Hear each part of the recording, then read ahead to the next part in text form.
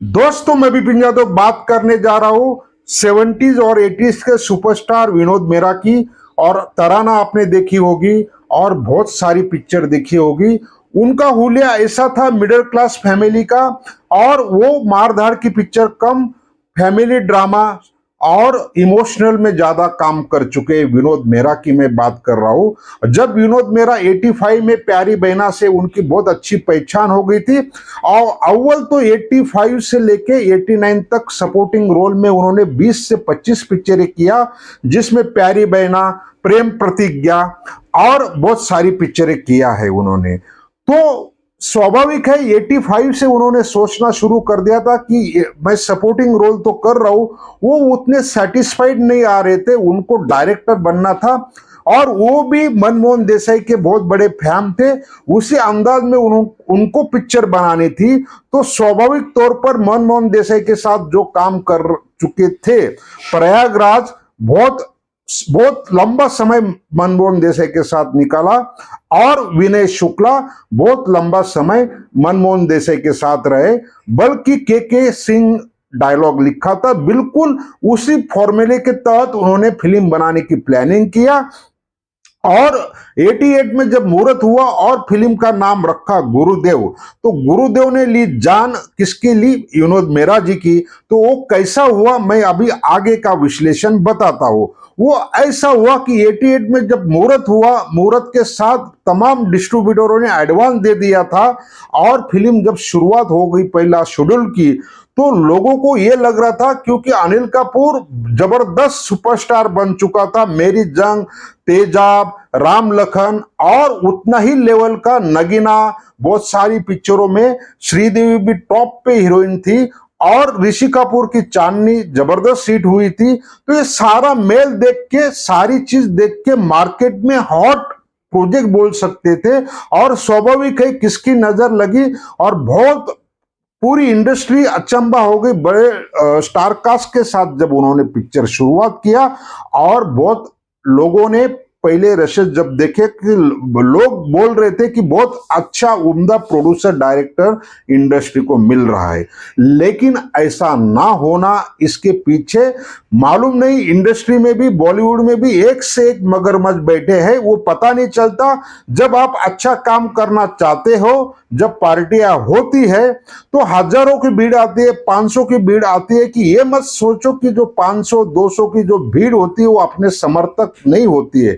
कौन परया कौन अपना पता नहीं चलता। इसी खेल में विनोद मेहरा का भी गेम ऐसा हुआ बॉलीवुड ने, जब पहला दूसरा शेड्यूल कंप्लीट हो गया और तीसरे चौथे की जब बारी आई, तो कभी ऋषि कपूर की प्रॉब्लम, तो कभी श्रीदेवी की प्रॉब्लम, तो कभी अनिल कपूर की प्रॉब्लम।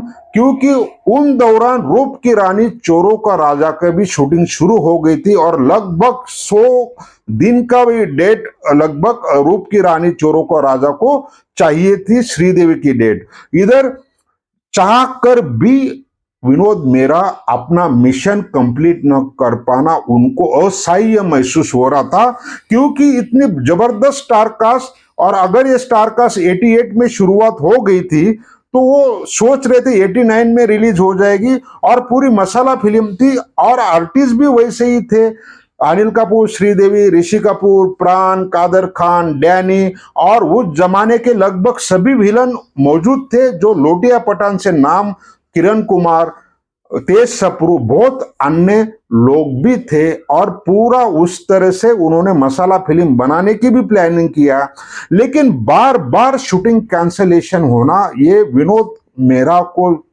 मतलब मन को अच्छा नहीं लग रहा था।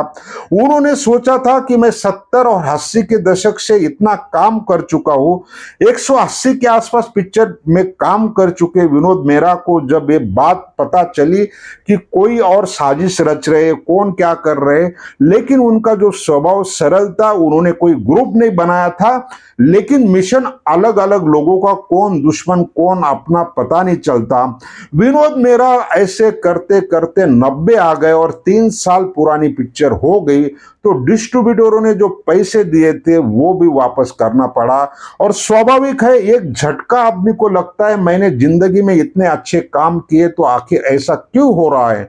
और बार बार शूटिंग कैंसिल होना ये विनोद मेहरा के बस के बाहर हो गया और उनको अटैक आ गया। स्वाभाविक है, हम कितना भी बोले कि कुछ नहीं होता है, बहुत संयम रखो, लेकिन कुछ चीजें अपने हाथ से बाहर चली जाती तो आदमी का यही होता है कि विनोद मेहरा की मौत के बाद लगभग 3 साल के बाद 93 में ये पिक्चर रिलीज हुई।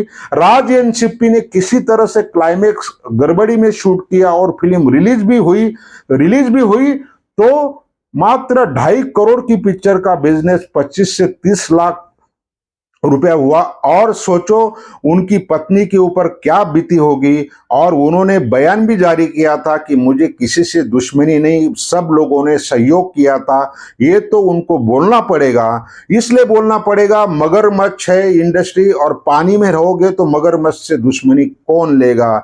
और जो उनको भी मालूम था कितनी तकलीफ हुई, एक अच्छा मेकर, एक अच्छा परफॉर्मेंस 70-80 के दशक के सुपरस्टार स्टार विनोद मेहरा को मौत के घाट इस इंडस्ट्री ने कैसा उतारा, मैं ज्यादा विश्लेषण नहीं दे सकता हूं, लेकिन जितना मैंने बताया वो तो आप समझ गए होंगे।